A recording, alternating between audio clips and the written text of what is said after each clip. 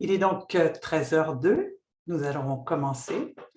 Je voulais d'abord vous souhaiter la bienvenue à ce webinaire offert par le Centre de collaboration nationale sur les politiques publiques et la santé, ou CCNPPS, intitulé « Que peut-on apprendre des données sur les dépenses de santé publique au Canada de 1975 à 2018 ?» Mon nom est Caroline Cambourieux, je suis conseillère scientifique spécialisée au CCNPPS et j'animerai ce webinaire.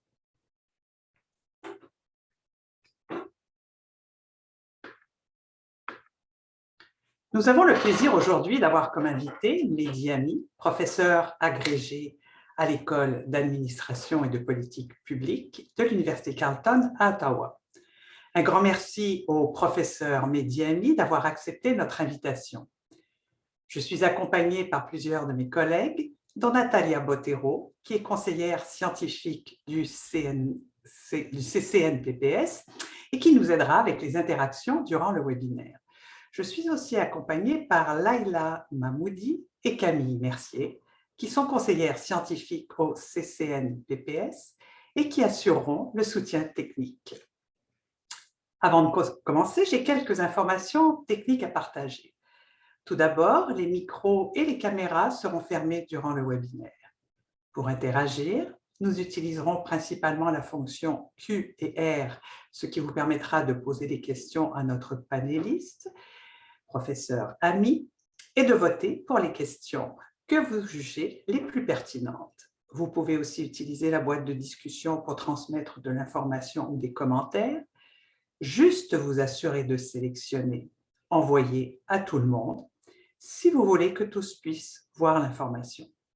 J'en profite également pour mentionner que nous enregistrerons ce webinaire et que l'enregistrement sera déposé sur notre site Internet dans les prochains jours. Pour commencer, quelques mots sur le programme des Centres de collaboration nationale en santé publique de l'Agence de la santé publique du Canada, qui permet de financer 6 centres de collaboration nationale, chacun d'entre eux étant spécialisé dans un secteur clé de la santé publique. Ces 6 centres sont hébergés par différentes organisations à travers le Canada. En ce qui nous concerne, le CCNPPS, nous sommes hébergés par l'Institut national de santé publique du Québec à Montréal. Au CCNPPS, notre mandat consiste à soutenir les acteurs de la santé publique du Canada dans leurs efforts visant à élaborer et à promouvoir des politiques publiques favorables à la santé. La diapositive présente nos principaux projets actifs. Je vous laisse quelques instants pour en prendre connaissance.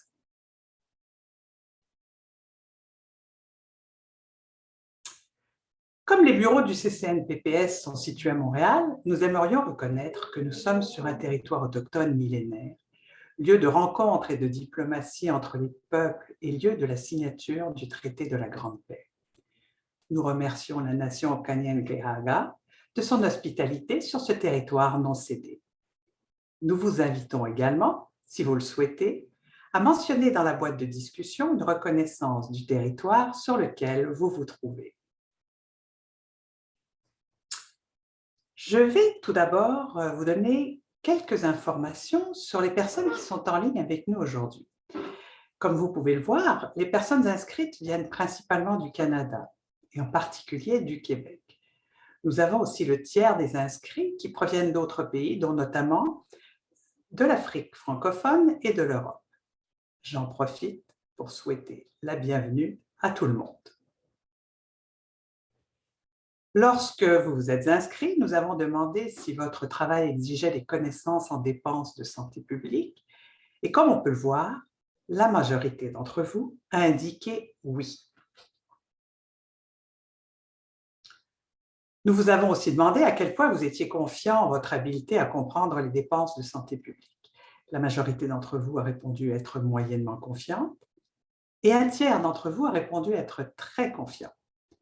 Nous avons donc avec nous aujourd'hui des personnes qui sont intéressées par les questions traitant de dépenses de santé publique et qui les connaissent assez bien. La conversation devait être fort intéressante. Sur cette diapo, vous pouvez voir un aperçu du déroulement du webinaire. Après ma courte mise en contexte, professeur Mehdi Ami présentera les principaux résultats du projet de recherche qu'il a réalisé avec ses collègues Emmanuel Arpin et Sarah Aline, qui a fait l'objet d'une publication dans le Health Policy en décembre 2021. La présentation sera suivie par une période de discussion où professeur Ami répondra aux questions que vous avez posées en vous inscrivant au webinaire et par les questions que vous poserez à l'aide de l'outil Q&R tout au long du webinaire. L'article du professeur Ami est disponible au lien indiqué sur la diapositive. En guise de contexte, je tiens à préciser que le webinaire d'aujourd'hui s'inscrit dans le cadre des travaux du CCNPPS visant à mettre en lumière différents éléments de l'infrastructure de la santé publique au Canada qui permettent l'exécution des fonctions essentielles des systèmes de santé publique au Canada. Le CCNPPS participe à ce projet en tant qu'utilisateur des connaissances en matière de santé publique. L'élément mis de l'avant aujourd'hui est le financement de la santé publique, et plus spécifiquement, les dépenses publiques de santé publique fédérales, provinciales et territoriales au Canada. Sans plus tarder, je passe la parole au professeur Ami pour nous en parler.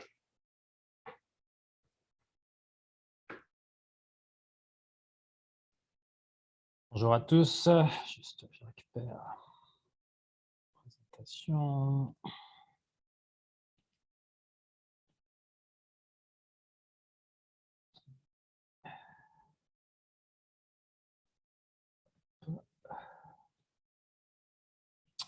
Très bien. Normalement, vous devez tous voir la diapositive. D'abord, merci à Caroline, Natalia et l'équipe du CCN PPS pour l'invitation. Donc, la présentation est vraiment inspirée très lourdement du papier qu'on a publié avec Sarah Aline et Emmanuel Arpin dans Health Policy en décembre dernier, et où on cherche à mieux comprendre ce qu'on peut apprendre des dépenses de santé publique au Canada en utilisant les 43 années de données qui étaient disponibles. Donc, Caroline m'a déjà présenté, je ne vais pas aller beaucoup plus dans le détail. Je suis professeur agrégé à l'École de politique publique et d'administration de l'Université Carleton. Et je vous parle d'Ottawa, pas de l'université, mais pas très loin. Et donc, à Ottawa, territoire de la nation Algonquin-Anishinaabe. Donc, je tiens aussi à reconnaître cette nation avant de commencer ma présentation. Donc, c'est un travail avec 3 auteurs principaux, mais il y a eu une contribution importante des membres de notre groupe de travail, d'assistants de recherche, de l'équipe de NHX, de l'Institut canadien d'information en santé, avec qui nous avons beaucoup échangé. Donc, je tiens aussi à reconnaître ceci avant de commencer la présentation. Et on a aussi reçu un financement des IRSC, des Instituts de recherche en santé du Canada, pardon, qui nous ont permis d'une part de compléter ces travaux de recherche et d'autre part de rendre l'article accessible gratuitement. Donc, je vous invite, si vous avez l'opportunité, à accéder à l'article après la présentation en espérant avoir généré de l'intérêt. Effectivement, le centre, alors CCNPPS, je me mélange avec les acronymes anglais et français, CCNPPS, c'est utilisateur de connaissances, et je remercie Olivier Bellefleur, qui je pense est aussi dans la salle, pour nous avoir bien aidés aussi dans les discussions sur ce projet. Donc, directement dans le vif du sujet, la motivation, je pense qu'il est important, avant d'aller plus loin, que je clarifie très clairement qu'on ne parle pas des dépenses publiques de santé, mais des dépenses de santé publique, qui en sont un sous-ensemble des dépenses publiques de santé. La santé publique, donc juste pour être bien clair, par la santé publique, souvent on s'entend avec 5 à 6 fonctions essentielles. On parle de promotion de la santé, protection de la santé, prévention des maladies, surveillance, et ensuite en fonction, on a préparation aux urgences, par exemple, ce qui est quelque chose de très, très canadien, que vous voyez sur la diapositive, fonction essentielle de santé publique, issue du rapport de l'administratif en chef de la santé publique de 2021. Et donc, les objectifs de la santé publique, c'est d'améliorer l'état de santé de la population, ce qui inclut normalement améliorer la santé moyenne tout en minimisant la dispersion, donc tout en minimisant les inégalités de santé. et protéger la santé en cas d'urgence, ce que vous voyez aussi sur la diapo. Et dans ce rapport, donc, qui est vraiment sorti dans le contexte de dans le contexte de la Covid, parce qu'on n'en est pas encore sorti, donc on ne va pas encore parler de post-Covid. Dans le contexte de la Covid, c'est ce rapport qui est sorti pour mettre en avant, OK, il nous faut des systèmes de santé publique forts. De quoi aura-t-on besoin pour des systèmes de santé publique forts qui ont identifié 6 éléments de base, et un de ces éléments de base est le financement de la santé publique. Et donc, c'est de ça qu'on va parler aujourd'hui, le financement de la santé publique, et plus exactement rétrospectivement. Donc, je ne vais pas vous parler de la Covid, puisque la dernière année de données est 2018, donc ce n'est pas quelque chose qui est inclus, mais ça reste quand même, au jour d'aujourd'hui, quand on a demandé le financement pour ce projet, la Covid n'existait pas, c'était ce monde idyllique, mais évidemment, ça a rendu le projet d'autant plus pertinent pour mieux comprendre ce qui se passe en point de vue des dépenses santé publique au Canada. Donc, première motivation, vraiment, c'est de dire, OK, un financement suffisant, donc là, on pourra en discuter après, mais un financement suffisant de la santé publique est une condition nécessaire à un système de santé publique fort, au Canada ou ailleurs. Dans une autre recherche qu'on va soumettre bientôt, où on a essayé de voir si un consensus émergeait parmi les décideurs de santé publique canadiens sur qu'est-ce qui est important pour les systèmes de santé publique, pour le futur des systèmes de santé publique.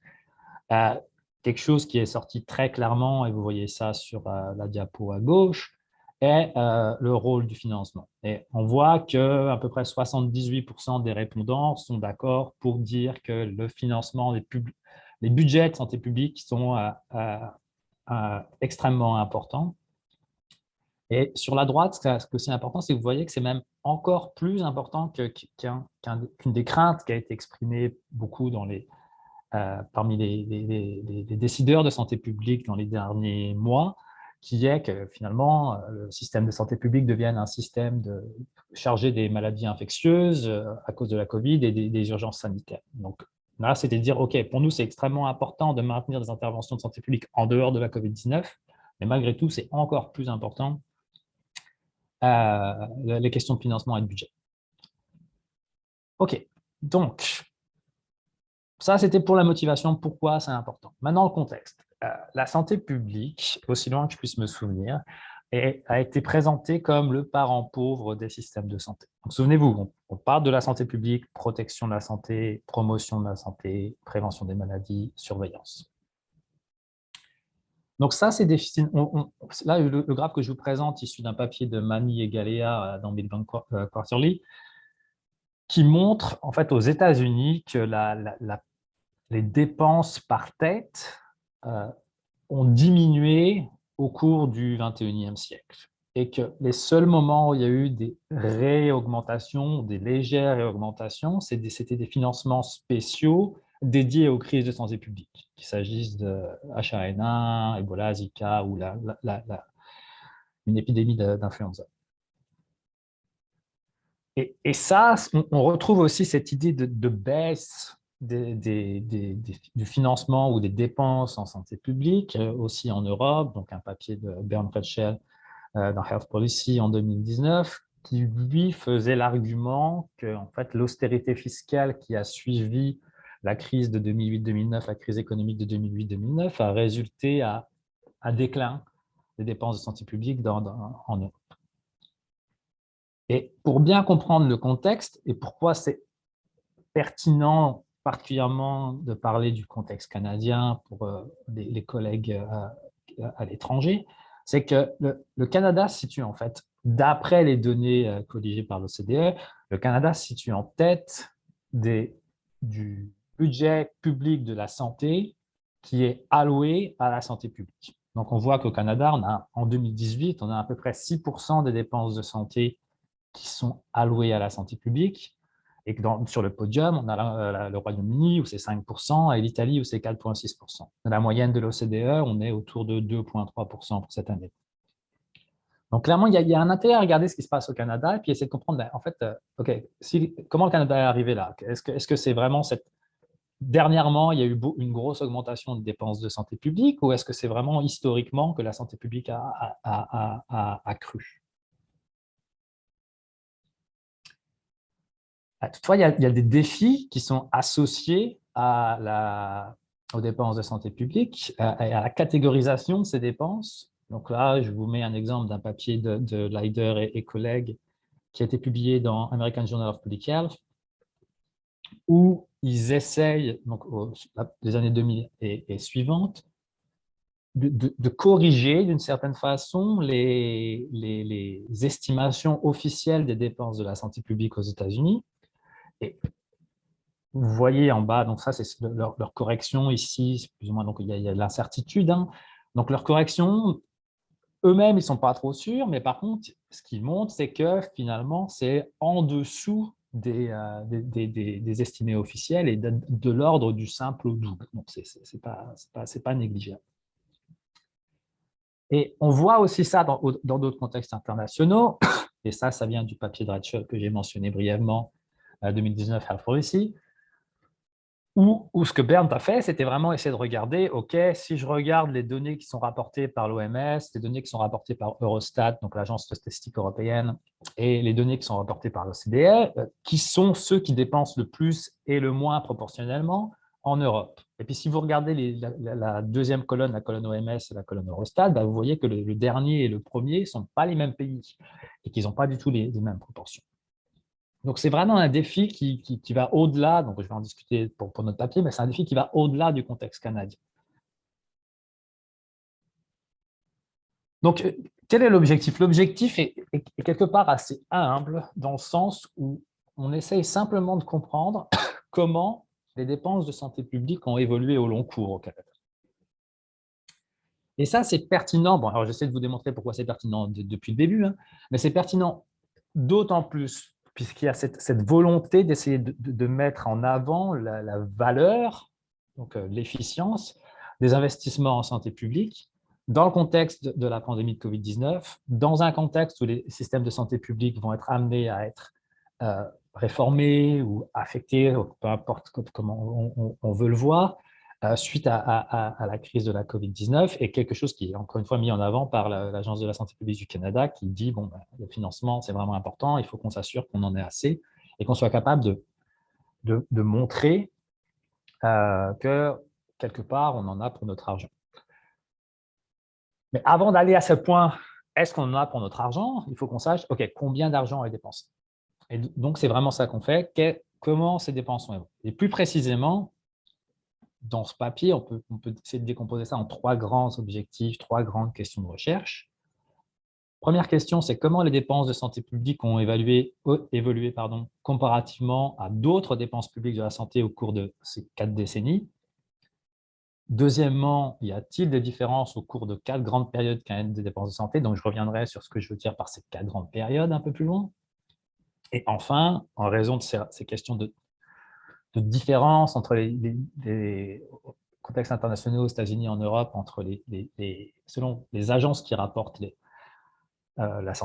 dépenses de santé publique, est-ce qu'il y a des différences aussi entre les dépenses de santé publique rapportées par l'ICIS, donc l'Institut canadien d'information sur la santé, qui est l'Agence canadienne de données de santé, et les sources provinciales? Donc, la méthodologie. Premièrement, on a accédé à des données désagrégées de l'ICIS sur les dépenses de santé publique. Donc, initialement, enfin plus exactement, il y a quelques années, l'ICIS avait essayé d'obtenir 3 sous-catégories. Prévention-promotion, santé mentale communautaire et addiction, et santé au travail. Mais ils sont revenus sur leur catégorisation, et maintenant il y en a 2, qui sont prévention-promotion, qui inclut la santé mentale communautaire et les dépendances et addiction. Donc ça, on va appeler ça PPH, c'est l'acronyme anglais, mais pas la santé au travail.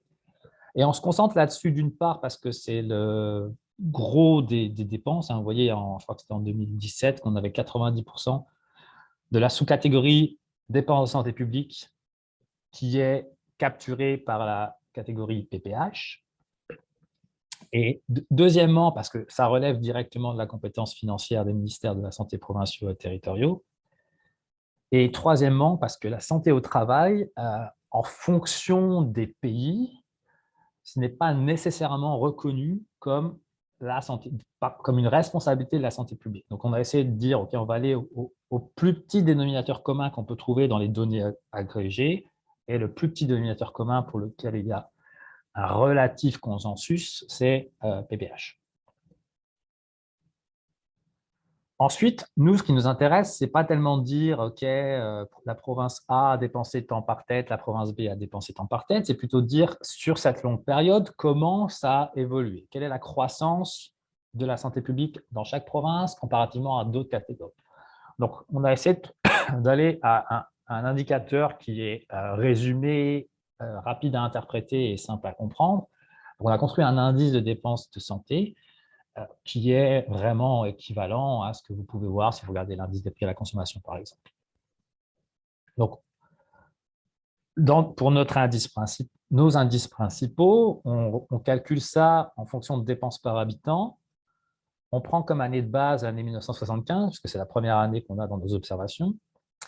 Et ensuite, on réfléchit en dollars constants de 1975 pour l'ensemble de notre période. Donc, l'objectif, si on fait ça, c'est vraiment pour 3 raisons.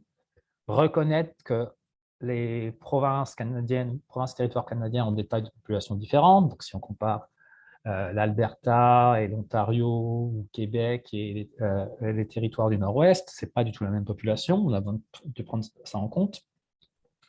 Ensuite, que les niveaux de dépenses de santé à la base de santé publique et d'autres dépenses publiques de santé, comme les médecins et les hôpitaux, ne sont pas les mêmes entre chaque province. Donc là, on veut dire, OK, nous, on veut neutraliser ça. Et enfin, le rôle de l'inflation. Donc, on veut juste regarder la partie réelle de la croissance et pas celle qui est juste dirigée par l'effet prix. Et on calcule 5 indices, donc PPH, cette sous-catégorie de la santé publique pour lequel, encore une fois, il y a un relatif consensus. Le secteur de la santé, donc les dépenses publiques qui sont allouées à la santé, en excluant la santé publique.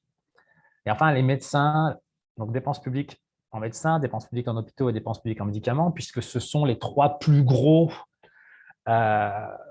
postes de dépenses publiques au Canada et dans la plupart des pays de l'OCDE.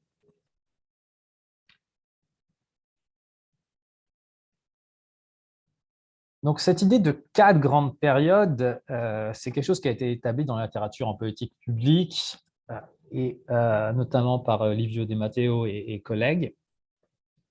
Et donc, ce qui a été établi, c'est qu'on peut, grosso modo, si on prend une perspective plus historique, on peut établir 4 phases dans les dépenses de santé publique, dans la croissance des dépenses de santé publique au Canada. Donc, une période de croissance rapide de 1975 à 1990, une période d'austérité budgétaire due à la crise économique et les coupes fiscales qui ont été faites de 91 à 96, une période de croissance rapide qui a en gros suivi avec une forme de rattrapage finalement pour la période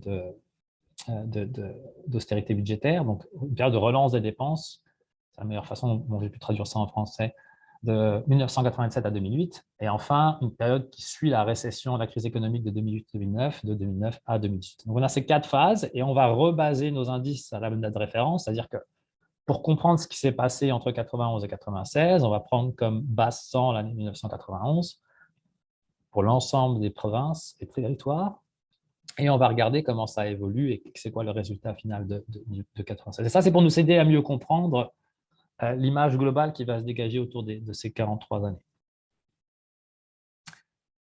Et enfin, on fait cette comparaison des données de l'ICIS avec les budgets des gouvernements provinciaux des ministères de la Santé qui sont disponibles publiquement entre 2012 et 2018. Donc là, je tiens à reconnaître aussi le travail d'autres équipes qui avaient été fait, qui nous a aussi, sur lesquelles on a construit. C'est ce que vous voyez en note de bas de la slide. Donc, ce n'était pas faisable de remonter jusqu'à 1975. Imaginez qu'on parle de 43 années, 10 provinces. C'est des budgets qui ne sont pas tous faciles à accéder. En plus, on parle de budget. Donc là aussi, ça sera des limites. Ce n'est pas les dépenses effectives, c'est ce qui a été voté. Donc, pour nous, on s'est dit, OK, regardons 7 ans. Ça devrait déjà nous donner un bon ordre d'idée des variations entre, s'il y en a, entre ce qui est publié par l'agence canadienne, l'ICIS, et ce qui est rapporté par les gouvernements provinciaux. Puis on va juste simplement regarder la valeur provinciale représentée en pourcentage de l'estimation de l'ICIS, et ça, c'est parce qu'on s'attendait à ce que les estimations de l'ICIS soient plus élevées, puisqu'elles incluent plusieurs ministères. Alors, ça varie en fonction, en plus du ministère de la Santé, ça varie en fonction des provinces, mais on peut avoir les ministères de l'Éducation, les ministères du Travail, par exemple. Et on a aussi essayé de compléter dans les provinces où on sait qu'il y a des organisations qui sont en charge spécifiquement de la santé publique, comme l'Institut national de la santé publique au Québec ou l'UQAT Ontario, pour essayer de capturer cette autre dépense qui sera peut-être manquée dans les budgets des ministères de la Santé. Donc, avant de passer à la diapo suivante, j'aurais une question pour vous. Nous aurions une question pour vous. Donc, Camille, on va voir.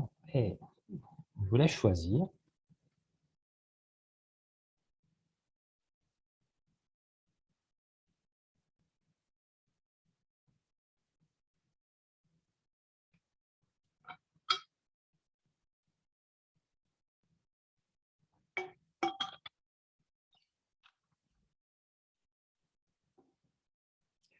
Ok, c'est intéressant. Donc, on voit la moitié de ceux qui ont répondu pensent que ça a stagné. Et juste derrière, c'est augmenter moins rapidement que celle des dépenses. Mais aucun de vous n'a dit augmenter plus rapidement que les hôpitaux et les médecins. Ce qui est intéressant, puisque c'est exactement ce qu'on trouve, ça a augmenté plus rapidement que les dépenses des médecins et des hôpitaux. Donc, je vais vous montrer ça tout de suite. Je ne peux pas vous mettre un graphique avec 10 provinces et 3 territoires sur une diapo. Je vous inviterai à vous référer à l'article qui est encore une fois en accès libre. Mais je me suis concentré sur 4 cas, en incluant l'Ontario et le Québec, puisque ce sont les 2 provinces les plus peuplées au Canada. Colombie-Britannique, puisque c'est la 3e, et Nouvelle-Écosse, je vais y venir, c'est parce que en fait, c'est un cas aussi un peu particulier. Donc, ce que vous voyez sur le graphe, c'est ces questions d'indices. Donc, gardez à l'esprit, on garde 43 années, donc c'est vraiment une longue période. Tous les indices, donc prenons Colombie-Britannique, tous les indices commencent à 100, qu'on parle de dépenses de médicaments, de dépenses de médecins, de dépenses d'hôpitaux ou de dépenses de santé publique. Et donc, ce qui nous intéresse, c'est de voir où arrive l'indice au bout de ces 43 ans. Donc, la ligne bleue, qui est la ligne qui nous intéresse le plus, est la dépense de santé publique. La ligne rouge, les dépenses en médicaments, mais les dépenses publiques. Il faut garder à l'esprit qu'au Canada, les médicaments sont couverts essentiellement par les assurances privées qui sont associées à l'emploi, mais les dépenses publiques sont ces programmes qui sont souvent parcellaires, à part au Québec. On va dire une espèce de filet de sécurité pour certaines populations, souvent soit à faible revenu, soit les personnes âgées. Et puis les médecins et les hôpitaux, ça vient à cause de CHA, donc l'acte Canada Act, on va dire ça, désolé pour l'anglais. Donc c'est à cause des restrictions qui viennent du financement de fédéral au provincial, les services offerts par les hôpitaux et les services offerts par les médecins sont presque à 100% couverts par le public. Donc, c'est exhaustif, en fait. Ce que j'essaie de dire, c'est que le médicament ne sera pas exhaustif, puisque une partie des dépenses médicaments sont privées, mais les médecins et les hôpitaux seront exhaustifs, puisque c'est essentiellement public. Donc, l'histoire, en fait, qui se dégage, c'est que la majorité des juridictions disent facilement, sur les 13 avec provinces et territoires, ont une croissance de dépenses de santé publique observée sur 43 ans, qui est plus élevée que la croissance des dépenses en hôpitaux ou en médecins, mais qui est moins élevée que les dépenses en médicaments. Et vous le voyez clairement ici pour Colombie-Britannique, Ontario. Par contre, il y a certaines juridictions où ce n'est pas le cas. Et les 2 juridictions où c'est clairement pas le cas sont Québec, et si vous regardez la ligne là, c'est quasiment plat, ce qui veut dire qu'au Québec, finalement, ça a vraiment stagné au cours des 43 ans. Et la Nouvelle-Écosse, où il s'est passé quelque chose juste avant la crise, juste après la crise de 2009, où on voit que ça a été vraiment plat jusqu'à 2005, qu'il y a eu une augmentation post-2005 et puis que 2009-2010, on redescend, de telle sorte que finalement, on annule quasiment tous les gains de croissance en santé publique qui ont été faits entre 2005 et 2009. Donc ça, c'est important et à mettre en exergue, parce que justement, c'est relativement contre-intuitif avec l'histoire générale de la santé publique qui est le parent pauvre, qui ne reçoit pas assez. Là, ce qu'on trouve avec les indices, c'est que ça ne semble pas être le cas. On parle de 43 ans. Donc, c'est important d'essayer de regarder, OK, parmi ces grandes périodes. Là aussi, le tableau avec les 4 périodes serait trop difficile à lire.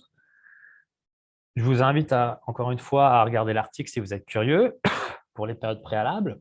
Mais l'histoire générale, c'est de dire que dans la période initiale d'augmentation de dépenses, 75 à 90, l'augmentation a été relativement similaire pour la santé publique et pour le reste du système de santé. Que dans la période de retranchement fiscal, d'austérité budgétaire, la santé publique a été assez protégée, alors que le reste du système de santé, médecins hôpitaux ont plus baissé. 97, où on voit cette augmentation, la santé publique a bénéficié à peu près pareil que le reste du système de santé. Et après la crise de 2008-2009, après la grande récession, là, on voit, OK, il y a des histoires qui vont être assez différentes. Donc, ce que j'essaie de faire pour rendre ça plus clair visuellement, c'est de dire, OK, si l'indice santé publique est 10 points au-dessus de l'indice du reste des secteurs de la santé, je vous le mets en vert. S'il est 10 points en dessous, je vous le mets en rouge. Le 10 points, évidemment, un choix arbitraire, mais bon, on parle d'une observation, 2 observations sur la même unité, il n'y a pas de significativité statistique possible. Donc, le point est de dire, si on regarde par exemple Manitoba, Nouveau-Brunswick, Ontario, on voit vraiment que la santé publique a continué finalement à être protégée ou à augmenter après la récession de 2008-2009. Mais quand on regarde la situation au Québec, Nouvelle-Écosse, on voit que ça a clairement réduit. Et c'est aussi le cas d'une réduction à Saskatchewan et à Yukon. Donc, on voit plus de nuances. Donc, OK, ce n'est pas aussi clair que le système de santé publique a augmenté partout. Il y a des endroits où ça a bien augmenté, plus que dans le secteur de la santé, post-2009, mais des endroits où ça a clairement baissé, et encore une fois, particulièrement Nouvelle-Écosse et Québec. Donc là aussi, une autre question pour vous.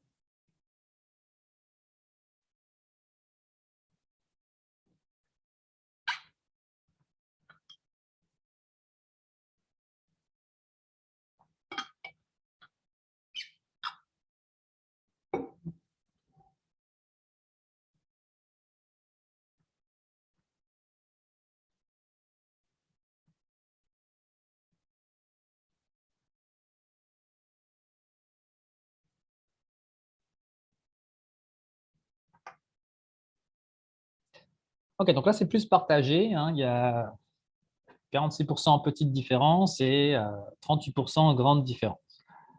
Vous allez voir, bon, c'est une question qu'on peut qualifier, hein, mais dans l'ensemble, les différences sont assez grandes. Et c'est ce que vous allez voir ici, où on a essayé, donc encore une fois, c'est les budgets des ministères de la Santé, parfois c'est les budgets des autorités de santé, des autorités régionales de santé, puisqu'il n'y avait pas de détails au niveau ministériel. Donc là aussi, il y a des limites à l'exercice de comparaison. N'oublions pas qu'on regarde seulement 7 ans. Toutefois, c'est quand même substantiel.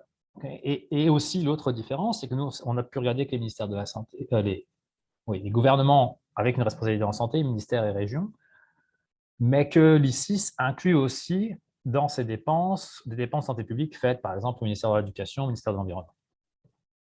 Donc, le point important que je voudrais souligner, c'est de dire, en fait, on voit en Nouvelle-Écosse, c'est là où on est le plus proche. Il y a une différence, mais assez petite.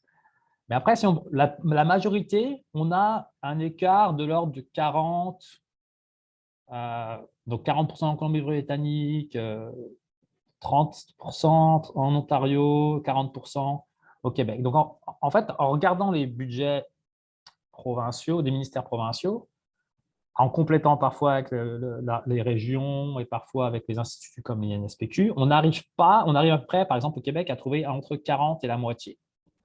Donc, il y a une partie où on n'arrive pas à trouver exactement la même chose que l'ICIS, pour les raisons que j'essaie de vous expliquer. Par contre, ce qui est Donc ça pose des questions, évidemment, mais ce qui est rassurant, c'est de voir que dans l'ensemble, au cours du temps, il n'y a pas une grosse différence sur les 7 années. Donc, la différence est relativement stable dans le temps. Donc maintenant, OK, remettons ça en perspective. Première chose qu'on a trouvée, c'est de dire, OK, la santé publique, les dépenses de santé publique ont cru plus rapidement que le reste du secteur de la santé, sauf les médicaments, dans la majorité des juridictions. Ce qui n'est pas tellement en ligne avec ce qu'on peut entendre dans le milieu de la santé publique, et particulièrement 2 articles récents dans le Journal canadien de la santé publique par Fusélani et les collègues en 2020 sur le Québec, et par Caldwell et collègues en 2021 sur la Nouvelle-Écosse. Et là, nous, ce qu'on dit, enfin, ce qu'on veut défendre, c'est de dire, OK, finalement, c'est cohérent avec ce qu'on trouve. Nous, ce qu'on trouve, c'est que la Nouvelle-Écosse et le Québec sont vraiment des situations particulières et moins favorables pour le système de santé publique. Et c'est juste qu'il faut garder à l'esprit que c'est peut-être des exceptions. Et que quand on regarde l'Ontario ou la Colombie-Britannique, il semble que le système de santé publique, en termes de dépenses, ne soit pas particulièrement dans une situation plus difficile que le reste du système de la santé. Ensuite, c'est ces questions de catégorisation. Et le défi est vraiment de dire, mais finalement, comment on définit la santé publique? Comment on définit la santé publique dans les dépenses de santé publique? Parce qu'en fait, il y a 2 étages à cette question. Premièrement, entendons-nous sur le périmètre de la santé publique, et une fois ce qui n'est pas encore fait entre toutes les juridictions, et une fois qu'on s'est entendu, entendons-nous sur dans les dépenses, qu'est-ce qui est la santé publique et qu'est-ce qui n'est pas. Et juste pour vous montrer les difficultés qui viennent avec cet exercice, donc à gauche, vous avez la définition de l'I6 avec les 2 catégories, mais si on prend le système of health accounts, qui est dire la grille de catégorisation de dépenses de santé de l'OCDE, on voit qu'ils ont 6 catégories qui sont plus ou moins en ligne avec les 6 définitions de la santé publique. En Australie, on en a 12. Bon, okay, la catégorie 11 et 12 sont plus ou moins autres. Mais donc, on en a au moins 10. Au Royaume-Uni, il y en a 5. Et ce n'est pas exactement la même chose qu'on a dans chaque catégorie. Donc, c'est un des défis pour comprendre que ce problème, il n'est pas spécifique au Canada. Ce problème vient de ces différences du fait qu'on n'a pas de définition parfaitement unanimement acceptée de la santé publique et parfaitement unanimement acceptée, ou au moins consensuelle, de qu'est-ce qui doit être compté comme santé publique dans les dépenses. Bon, ça fait toujours intelligent de mettre une citation de philosophe des Lumières. Donc, juste maintenant, OK, on a ce point où on dit voilà ce qu'on peut dire sur les dépenses santé publique, mais attention, ces données de dépenses santé publique, on voit bien que la catégorisation peut être questionnée. Donc, le mieux est l'ennemi du bien. Il ne faut pas acheter l'autre version un peu moins élégante, c'est on ne va pas acheter le bébé avec l'eau du bain. Qu'est-ce qu'on peut faire avec ces données?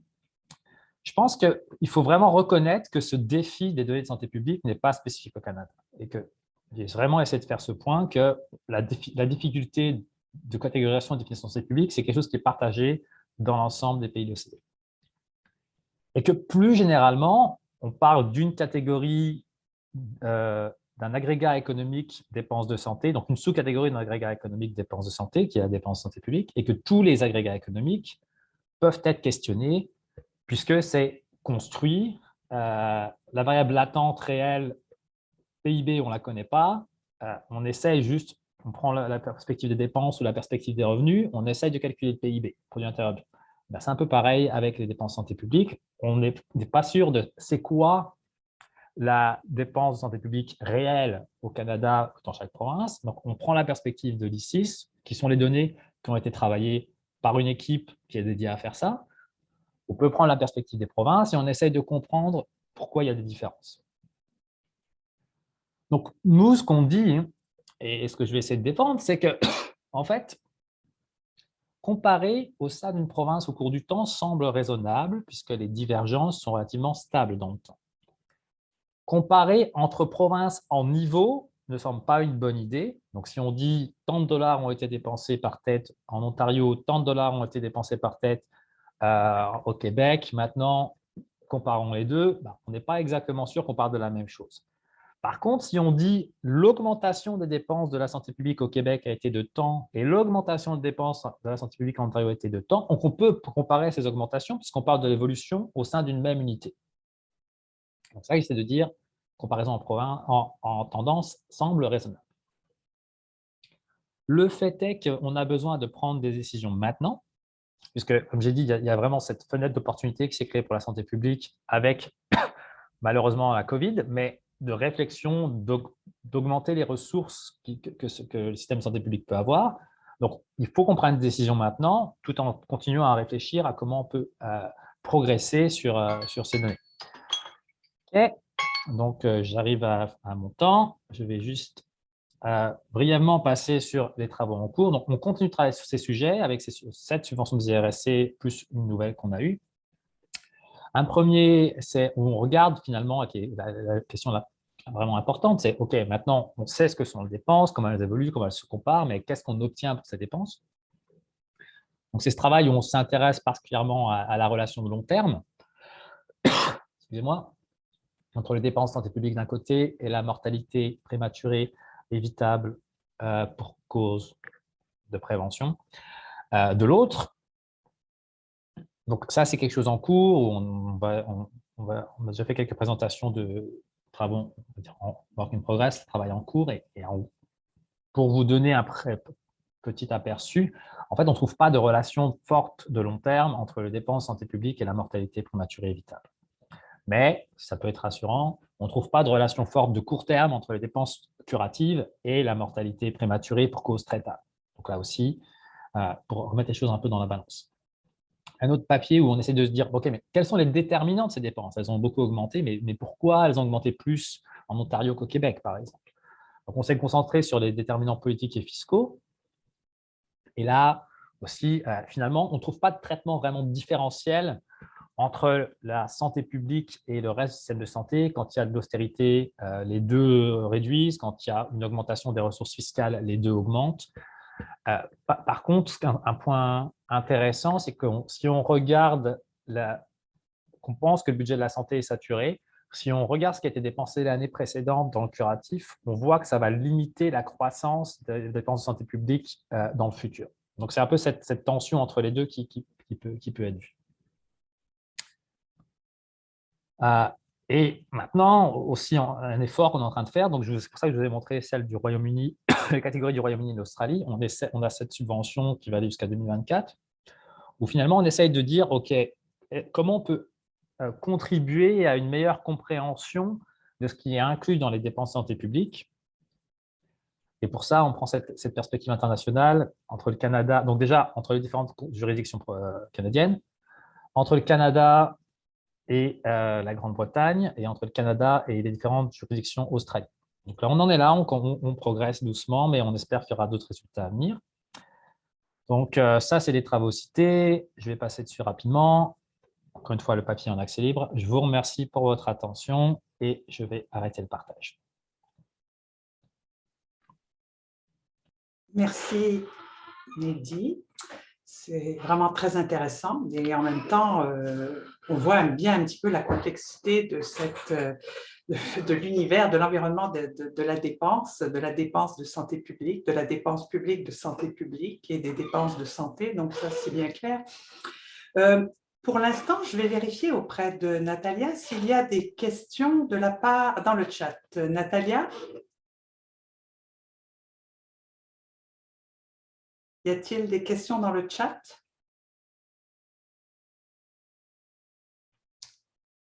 Ou alors, ce que je peux... Alors, peut-être je reviendrai sur un point. Il y a ici les questions qui nous ont été envoyées par les participants qui sont inscrits. Et peut-être, Mehdi, je ne sais pas si on peut directement revenir sur la diapo 15 qui était la discussion 3. Que peut-on faire avec les données des dépenses actuellement disponibles? Alors, la question concernait donc ce point de la discussion 3, si on peut juste y revenir. Voilà. La question est la suivante. Alors, il apparaît nécessaire d'énumérer de façon plus exhaustive ce que comprennent en fait les dépenses publiques de santé. Comme c'est un vaste projet, quelles sont les actions prioritaires à mettre en place au niveau pan-canadien, national et territorial, justement pour clarifier cette question de catégorisation de la dépense de santé publique? Alors, Mehdi? Merci Caroline. Je pense que la première chose à faire serait deux choses à faire. D'une, dresser un tableau complet pour chaque province et territoire, des sous-catégories, en espérant aller jusqu'au niveau des services, des sous-catégories de dépenses qui sont inclus dans la santé publique. Donc, c'est vraiment faire cette cartographie aussi exhaustive que possible de qu'est-ce qu'on peut vraiment faire au niveau le plus détaillé. Le Québec a des données disponibles publiquement, au moins jusqu'à 2013, en remontant dans le temps, qui vont au niveau du service et qui sont pour le coup détaillées et plus détaillées que la plupart des autres juridictions. Donc, un des défis à cette cartographie, c'est en fait d'accéder à ces données brutes qui ne sont pas, qui sont pourtant des données de dépenses. Hein. Il n'y a pas de question de confidentialité en jeu. Là, on parle d'un agrégat. Voici le programme vaccination pour les enfants de 5 à 11 ans. On a dépensé tant. Donc, mais qui ne sont pas clairement disponibles partout de la même façon. La deuxième chose, c'est d'être capable de s'entendre, une fois qu'on a fait cette cartographie, qu'est-ce qui est de façon consensuelle la santé publique, puisque là aussi, si on regarde la définition de la santé publique, même entre l'OMS, en Europe, entre Colombie-Britannique, Ontario et Québec, on n'a pas exactement la même chose. Donc, qu'est-ce qui est la santé publique et comment on peut, dans les dépenses de santé, prendre en Colombie-Britannique, en Ontario ou en Australie, on sera tous d'accord pour dire, OK, ça c'est la santé publique, donc maintenant on peut se concentrer sur l'évolution. Donc c'est les deux étapes. Une cartographie aussi exhaustive que possible et ensuite une décision sur le consensus qui peut être atteint sur ce qui aide la santé publique dans les dépenses. D'accord, très bien. Mais en ce qui concerne donc la diapo où il y avait justement cette comparaison qui relevait de la discussion 2 entre les différentes définitions, alors lorsque tu regardes donc ces quatre grilles quatre types de catégories de définition des dépenses de santé publique, quel est celui qui t'apparaît le plus exhaustif, le plus complet, le plus représentatif en fait de la santé publique? Ben, en fait, je dirais que c'est difficile de dire le plus exhaustif, mais celui qui est le plus aligné avec les définitions de santé publique, donc sur les fonctions, les grandes fonctions de santé publique, c'est celui de SHA, donc c'est le système of health account. C'est vraiment ce qui ont, enfin, la catégorisation a été vraiment créée dans l'objectif de s'aligner sur les fonctions de santé publique. Et c'est ça qu'on espérait être capable de faire. Si on regarde l'Australie, finalement, ils ont plus ou moins segmenté les 5 grandes fonctions qui sont généralement acceptées. Il y a par exemple dépistage du cancer du sein, dépistage du cancer du col de l'utérus, dépistage du cancer de l'intestin. Donc, au lieu de faire une catégorie de dépistage, ils ont juste concentré sur 3 grands dépistages. Ce qu'on aimerait être capable de faire, nous, c'est juste dire, OK, dans la catégorie prévention, on peut éventuellement dire dépistage, mais finalement, ça, c'est prévention des maladies. Donc, de mon point de vue, on est plutôt là. On essaye d'avoir quelque chose qui s'aligne avec les fonctions de santé publique qui, dans l'ensemble, ont été sur lequel il y a un agrément, de voilà ce que la santé publique est censée faire. Mais ça dépend vraiment des données disponibles à la base. Donc, parce que là, pour aussi être bien clair, dans la différence entre ce qui est rapporté, on parle des mêmes données. Donc, l'ICIS reçoit de l'information des différents ministères provinciaux et territoriaux, échange avec les ministères provinciaux et territoriaux, et ensuite procède à sa catégorisation. Mais les données ne sont pas créées par l'ICIS. L'ICIS les reçoit. Donc, l'ICIS est aussi limité dans la catégorisation parce qu'ils reçoivent. Mais malheureusement, ce qui est envoyé à l'ICIS par les provinces n'est pas une information publique.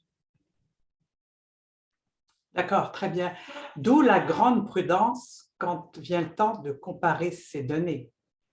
Surtout entre juridictions. Surtout entre juridictions, n'est-ce pas? Alors ça, c'est un message qui est important aussi à retenir de toutes ces informations que tu nous as partagées. Nous allons maintenant aller faire un tour vers Natalia pour voir s'il y a des questions de la part dans le chat. Natalia, est-ce que tu Tu aurais Oui, une question à bonjour. Et poser. mes excuses pour tout à l'heure, j'ai perdu mon son, mais voilà, il est revenu. Donc, nous avons une question encadrée un peu dans un premier commentaire. Notre participant nous dit, nous venons donc d'apprendre que les dépenses ont augmenté dans l'ensemble. Donc, la santé publique n'est peut-être pas les parents pauvres, comme on a tendance à les croire. Et probablement, c'est du fait que cela reste toujours insuffisant en termes de budget alloué à la santé publique. Donc, sa question en concret, c'est existe-t-il une norme en termes de proportion des dépenses pour être efficace, pour que la santé publique puisse atteindre son objectif d'améliorer la santé des populations? Merci. Réponse en deux parties. Donc, pour la première partie, cette question de parents pauvres, il faut garder à l'esprit, c'est ce que j'essaie de dire dans une des premières diapos, qu'au Canada, si on regarde ces données, donc ensuite, l'ICIS transmet ces données à l'OCDE et l'OCDE va aussi faire ce travail d'harmonisation. Donc, le Canada a à peu près 6%. Donc, ce qui est plus ou moins le triple de la moyenne de l'OCDE à 2%. Donc, le Canada est censé être, si on fait confiance à ces données, c'est censé être celui où la santé publique reçoit le plus. Donc, je n'irais pas dire que la santé publique n'est pas le parent pauvre en général, mais en tout cas, au Canada, la santé publique n'est pas le secteur le moins privilégié, comme on pourrait voir dans d'autres contextes. Si on regarde en France, je crois qu'on parle de 1,9%, quelque chose comme ça. Donc, le Canada, quand même, alloue une part importante à la santé publique par rapport au reste de l'OCDE. Ce qui m'amène à cette question de normes. Qu'est-ce que c'est une norme?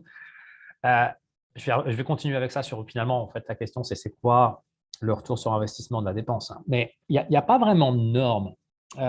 Pour donner une idée, en Australie, donc notamment l'Agence australienne de la santé publique, a vraiment fait campagne pour dire, regardez, ce qui est nécessaire de faire, c'est d'avoir 5% du budget de la santé qui est alloué à la santé publique. Et 5%, ben, je pense qu'ils l'ont pris simplement en regardant, ben voilà, il y a le Canada, il met un peu plus que 5%, ben, il faut qu'on fasse au moins comme le Canada. Au Québec, l'Agence de santé publique du Québec notamment travaillait là-dessus. Ils essayent de dire, regardez, au Québec, on a 1,5% qui est alloué à la santé publique. Dans la moyenne canadienne, on est plus à 5%, donc allons à la moyenne canadienne. Donc finalement, mais ça ne pose pas la question, ça manque la question de qu'est-ce qu'on obtient pour cet argent. Parce qu'on peut pas, est-ce que 5% c'est assez? Je ne sais pas. On peut pas répondre à cette question de cette façon. Ce qu'on a besoin de savoir, c'est si jamais je mets $1 de plus dans le système de santé, est-ce que j'ai besoin de le mettre dans la santé publique? Plus exactement, si je le mets dans la santé publique, est-ce que j'obtiens une augmentation de l'espérance de vie corrigée des incapacités qui est plus élevée que si je mettais ce dollar dans les hôpitaux ou si je mettais ce dollar chez les médecins ou si je mettais ce dollar sur les médicaments? Et une fois qu'on arrive à égaliser le bénéfice marginal de chaque dollar dépensé, c'est là qu'on sait qu'on a mis comme il faut, entre guillemets, qu'on a fait cette distribution optimale des ressources. Donc la question est vraiment, c'est ce qu'on a essayé de faire dans le papier sur la relation de long terme, hein, quel est le retour finalement sur l'investissement de santé publique? Et là, malheureusement, enfin, mon point de vue est que c'est une question qui va être très difficile à répondre au niveau agrégé. Il va falloir qu'on regarde programme par programme quel est le retour de la vaccination pour ce type de maladie, quel est le retour du dépistage pour ce type de maladie. Et ensuite, seulement, on sera capable. Alors, au niveau agrégé, ça va être assez difficile de dire la santé publique fait ça versus les médecins font ça. Quand on dit les médecins, on a combien de spécialités? On a les généralistes, puis on a toutes les spécialités chirurgicales, et on a toutes les spécialités diagnostiques. Donc, c'est pas, là, pareil, les médecins, ce n'est pas un bloc unique. Donc, bref, mon point est de dire qu'en fait, avec les travaux actuels, on n'est pas encore capable de dire est-ce qu'on a dépensé assez dans la santé publique. Bien, merci beaucoup, Mehdi. En effet, c'est plein de petites subtilités et de nuances qu'il faut considérer lorsqu'on porte un jugement, notamment sur des ratios qui seraient appropriés. Natalia, est-ce qu'il y aurait une autre question de la part des participants au webinaire? Oui, nous avons une autre question, Caroline, merci. À notre participant, il voudrait savoir si les dépenses de santé publique n'ont pas diminué dans les pays de la OECD après la crise de 2009. Si. Juste pour être bien clair, là, on parle d'une sous-catégorie. Donc, je ne suis pas en train de dire l'ensemble des dépenses publiques ont augmenté. Je suis en train de dire les dépenses ont baissé, mais la santé publique au Canada a continué à croître. Donc, c'est ça qui est important. Là aussi, c'est une nuance. Donc, il y a eu une période de contraction budgétaire à cause de la crise économique. Mais cette période de contraction budgétaire, le système de santé publique au Canada a été relativement épargné, ce qui est assez différent de ce que Bernd avait, donc dans Rachel 2019, Health Policy, avait trouvé pour les pays européens, où dans l'ensemble, la santé publique avait été plutôt sabrée. Donc ça, c'est une distinction au Canada par rapport au reste. Je pourrais ressortir la diapo là, mais encore une fois, avec la nuance que ce n'est pas équivalent entre toutes les provinces. Donc, il y a des provinces où ça a été bien protégé, comme l'Ontario. Il y a des provinces où ça a vraiment chuté drastiquement, comme la Nouvelle-Écosse, où ça a été coupé en deux. En fait, la dépense a été divisée par deux. Parfait, merci beaucoup, Mehdi. Natalia, y aurait-il une autre question de la part des participants? Et pas pour l'instant. Pas pour l'instant. Alors, on va peut-être enchaîner. Merci Natalia. On va enchaîner avec un autre point. On va partir un petit peu, on va quitter la catégorisation des dépenses de santé publique, mais à savoir, dans ton travail, enfin votre équipe, vous travaillez avec des indices. Et quels sont les avantages ou inconvénients de travailler avec des indices de dépenses de santé publique au lieu de travailler avec des valeurs? Donc, pour ce projet-là, donc le projet que je viens de présenter, on a préféré donner un aperçu de la croissance comparativement entre la santé publique, les médecins, les hôpitaux et les médicaments. Et on parle d'ordre de grandeur vraiment largement différent. Et on ne voulait pas que la valeur en dollars aille faire perdre de vue l'objectif. L'objectif n'est pas de dire on compare en dollars entre chaque catégorie de dépenses publiques de santé. On veut juste voir comment elles ont évolué. Et ce qui nous a encouragé à rester avec l'indice, c'est vraiment cette comparaison entre ce qui est rapporté par l'ICIS et ce qui est rapporté par les gouvernements provinciaux. En fait, ce qu'on craignait, c'était qu'en rapportant les dépenses en dollars, la comparaison soit plus inévitable entre les différentes provinces et territoires, alors que justement, ce qu'on veut dire, c'est qu'il ne faut pas comparer les provinces et territoires. Donc ça, c'est l'avantage. Et l'avantage, c'est aussi que ces indices, ils nous donnent une idée directement. On jette un œil aux chiffres, on sait si ça a augmenté ou si ça a baissé, en tenant en compte la taille de la population, l'inflation et la différence des niveaux de base. L'inconvénient, c'est qu'on justement, on ne se rend pas trop compte de quel montant on parle et que quand on commence à mettre en lien les dollars investis et les résultats de santé, on ne va pas utiliser ces indices. Donc, les deux papiers en cours là, que j'ai mentionnés, on espère finir d'écrire bientôt et soumettre bientôt, où on regarde si la dépense de santé affecte la mortalité prématurée évitable pour cause de prévention et quels sont les déterminants politiques et fiscaux des dépenses de santé publique. On les utilise en dollars. En dollars ajustés, donc par tête et ajustés de l'inflation, mais toujours en dollars. D'accord, merci. Donc, ça clarifie la question de l'utilisation des indices. Il y a des questions qui sont venues des participants lorsqu'ils se sont inscrits et ces questions avaient trait beaucoup à la question au point sur la rentabilité à long terme des investissements, par exemple en prévention. Et bon, alors le point qui était soulevé par un des participants qui s'est inscrit, c'est est-ce que ces données qui sont donc proposées dans l'article là peuvent démontrer le fait que ces investissements soient rentables à long terme. Alors ça revient un petit peu au point que tu avançais précédemment. On peut peut-être y revenir parce qu'il y a deux questions là-dessus qui traitent de cette préoccupation de rentabilité de l'investissement en santé publique. Donc, là aussi, donc pour revenir sur le point, je pense que le papier que je viens de présenter, là, c'était vraiment pas du tout l'objectif. On ne cherchait pas à mettre en avant la valeur des dépenses, puisqu'on n'a pas .com, on n'a pas de résultat mis en face de ces dépenses. On dit juste, voilà comment les dépenses ont évolué. Donc, vraiment, pour être bien clair, donc le papier actuel que je viens de présenter ne permet pas de déterminer la rentabilité à long terme de ces investissements. Par contre, l'autre papier sur lequel on est en train de travailler, un des autres papiers sur lesquels on est en train de travailler, c'est exactement ce qu'on cherche à faire. Et on a cherché à prendre avantage de ces 43 années de données pour se dire, c'est presque ontologique que la santé publique va avoir un effet à long terme, un effet retardé. On dépense aujourd'hui, mais on va avoir un bénéfice dans longtemps.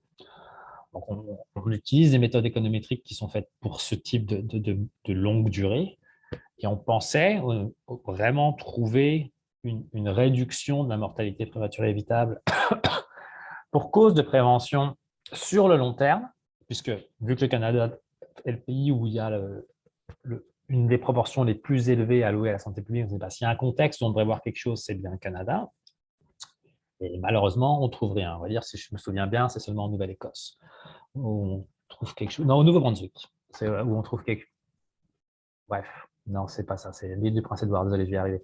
Donc, c'est l'île du Prince-Édouard où on observe quelque chose. Donc, ces petites juridictions où on voit que la santé publique, je crois que donc, si on augmente la dépense santé publique de 1%, à long terme, on va réduire la mortalité prématurée évitable de 0,15%. Donc, c'est une élasticité de cet ordre-là. Mais pour le reste, on ne capture rien. Donc, c'est pour ça que ma remarque dans le sens, je ne pense pas qu'on soit capable de faire le point. La santé publique, généralement, on va être capable de produire ceci. Je pense qu'on va être plus capable de faire le point. Ces programmes de santé publique, en particulier, sont capables de produire ces résultats à long terme. Mais pour réitérer, dans l'exercice, on a voulu comparer avec les dépenses curatives, puisque là aussi, c'est important d'avoir cette élasticité dépenses. Et ce n'est pas beaucoup mieux. Donc là, on regarde au court terme, parce que si on a un traitement avec un médecin, c'est tout de suite qu'on va voir les résultats, la personne va éviter de mourir, ce n'est pas dans 15 ans. Donc, mais il ne se passe pas grand-chose non plus. Donc, il y a plusieurs raisons pour lesquelles ça peut arriver. Je ne pense pas que ce soit la place d'aller dans les détails, c'est juste un papier encore en cours, mais la réponse courte, c'est qu'il y a encore du travail à faire pour démontrer le bénéfice de la dépense santé publique. Et vous aurez aussi noté que je fais attention à ne pas dire investissement, puisque on n'est pas sûr que toutes les dépenses soient des investissements. En économie, on parle de dépenses de consommation ou de dépenses d'investissement. Une dépense d'investissement, normalement, c'est une dépense en capital pour laquelle on voit que le capital va être productif. On investit quelque part et on va avoir un retour. J'achète une machine, cette machine va me permettre de produire, je ne sais pas, n'importe quoi. Mais il n'est pas systématique que la santé publique va être un investissement. C'est ça que je suis en train d'essayer de dire. Très bien. Alors, c'est encore une fois plein de nuances. C'est un regard qu'il faut porter, mais il faut faire attention à ce que l'on regarde et comment on interprète donc les chiffres ou les éléments d'information qu'on va capter. Alors, il y a une autre question, à moins qu'on retourne vers Natalia. Natalia, y a-t-il d'autres questions dans le chat Et non, je n'ai pas de nouvelles questions pour l'instant. Pas encore. Alors, on va revenir encore sur une question des participants, puisque c'est l'objet de ce webinaire. Donc, c'est de faire en sorte que les questions des participants puissent être valorisées et qu'ils aient certaines réponses à leurs questions. La question est la suivante. Alors, comment orienter les dépenses de santé publique de manière à faciliter l'adaptation des systèmes de santé en période de crise? Alors, évidemment, le participant donne l'exemple de la COVID, mais je peux répéter peut-être comment orienter les dépenses de santé publique de manière à faciliter l'adaptation des systèmes de santé en période de crise. Alors, donc là, si on parle de santé publique et pas de dépenses publiques de santé, ça s'aligne vraiment avec la fonction prévention et préparation aux urgences. Donc, c'est une des 6 fonctions qui sont mises en avant par l'Agence de la santé publique du Canada. Donc, d'ailleurs, je peux peut-être partager la diapo si je la retrouve. C'est une des premières. Oui, tout à fait, peut-être. Pour revenir, juste pour essayer d'illustrer un peu ça. C'est la diapo 3, je crois. Ouais, exact. Donc, c'est celle-ci. Donc, rappelons, voilà, donc c'est ça, on a préparation aux urgences et interventions. C'est comme ça que c'est traduit.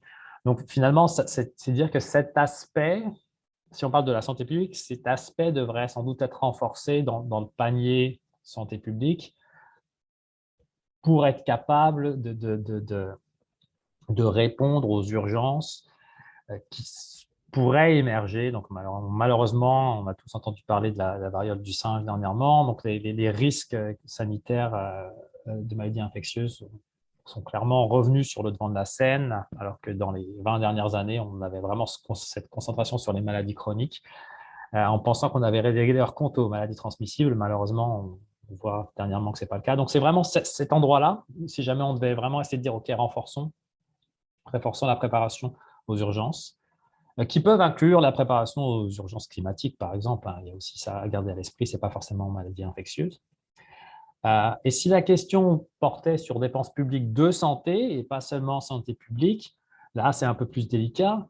Il faut juste souligner, je pense, peut-être que si on regarde par rapport à la moyenne de l'OCDE, le nombre de lits par habitant au Canada, le de lits d'hôpitaux par habitant au Canada est particulièrement faible, et que s'il y avait un endroit à essayer de corriger, ça semble être le premier item sur la liste dans le système de santé hors santé publique. En tout cas, ça serait mon opinion, puisque finalement, la pandémie de Covid a juste mis sur le devant de la scène ou amplifié des problèmes qui avaient déjà préalablement été identifiés. D'accord. Alors, merci bien pour ce point. Peut-être une dernière ou avant-dernière question. Je crois que Natalia, il n'y a toujours pas d'autres questions dans le chat. Est-ce qu'il y a autre chose? Il y a autre question? Non. D'accord. Alors, voilà une grande question, Mehdi, mais quelles seraient les recommandations à acheminer aux différents paliers de gouvernement, en fait, lorsqu'on le regarde, ces dépenses-là? Alors, je te laisse aller. Oui, bien sûr. Je pense, juste pour essayer de clarifier ce point, je vais aussi ressortir ma slide avec mon tableau là. Excusez, petite étape. Donc là, n'oublions pas que c'était avant la période de la Covid. Les données ne sont pas encore complètement toutes. Donc on a 2019 qui a été validé, on a 2020, je pense qu'il doit être validé. Et on a cette sous-catégorie qui a été créée spécialement dépenses de Covid, donc ce qui pose d'autres questions pour la catégorisation. Mais bref, mon point, c'est de dire, gardons à l'esprit qu'au Canada, on a deux paliers principaux. Le fédéral, qui fait un transfert de financement aux provinces et territoires, mais bon, c'est encore un contexte jurisdictionnel différent, donc je ne vais pas aller dans le détail. Et ensuite, les provinces et territoires qui elles-mêmes lèvent leurs impôts et qui donc ensuite sont capables de financer la santé. Donc, elles reçoivent des transferts du fédéral et elles lèvent leurs propres impôts, provinces. Le fédéral fait aussi ses propres dépenses directement, puisqu'ils sont en charge de sous-populations particulières, par exemple les populations autochtones qui vivent dans les réserves, les forces armées, personnel institutionnalisé en prison, etc. etc. Donc là, pourquoi je vous ai dit ça? C'était juste pour vous dire, regardez, on a nos différentes provinces, territoires, on a la moyenne, mais on a aussi le fédéral direct, donc ces programmes spéciaux.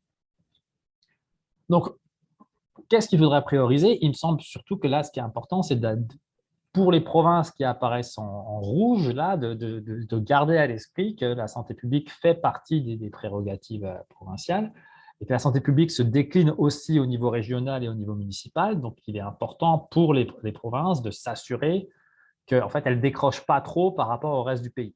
Parce qu'on a ces questions dans le CHA, donc d'uniformité en fait, entre le pays pour qu'il n'y ait pas de différenciation qui apparaisse au sein de la fédération. Donc, la Nouvelle-Écosse qui a complètement décroché, le Québec qui n'a jamais vraiment augmenté, mais qui a aussi réduit dans la période 2009-2018. Et puis, on voit Saskatchewan dans une moindre mesure, mais aussi Yukon. Ça semble être les endroits où il est important de réinvestir en santé publique, pas dans le sens où c'est parce qu'on connaît quel est le bon niveau, mais dans le sens où ça décroche par rapport au reste du pays. Ça serait peut-être la première chose en termes de décision publique. Il y a des provinces où on n'a pas l'air d'avoir de problèmes particulièrement prégnants, mais d'autres où il y a du travail à faire.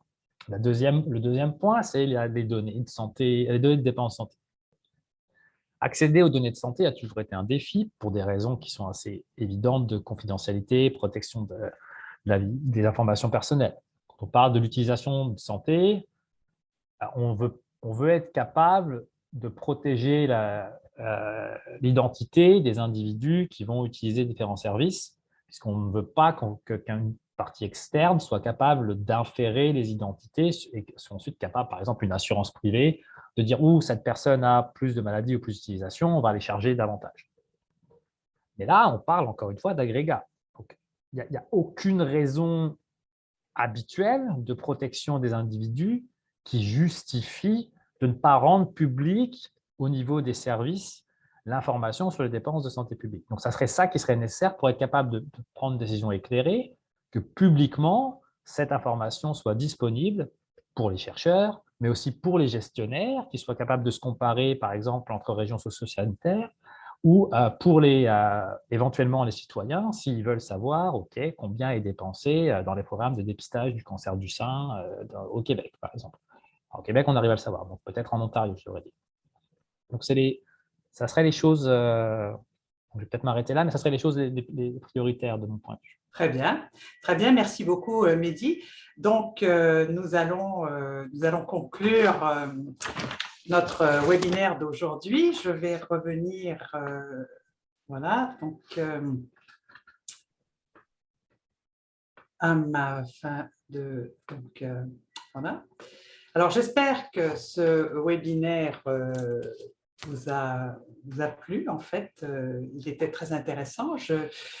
Tout d'abord, et surtout, je voudrais remercier les participants d'avoir excusez-moi.